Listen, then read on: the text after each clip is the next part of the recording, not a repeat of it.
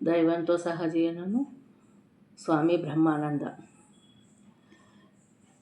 ఆ తర్వాత శ్రీరామకృష్ణులు ఈ విధంగా అన్నారు. ఆ రోజులలో రాకాల్ మనస్తత్వము 3-4 సంవత్సరాల పసిబాలుని మనస్తత్వం వలె ఉండేది. నన్ను అచ్చము తన తల్లిలాగానే పరిగణించేవాడు. పరిగెత్తుకుంటూ వచ్చి నా ఒడిలో కూర్చుండేవాడు. నా ఒడి నుంచి కొద్దిగానైనా పక్కకి తొలగేవాడు కాదు. తన ఇంటికి వెళ్దామన్న ఆలోచనే ఉండేది కాదు.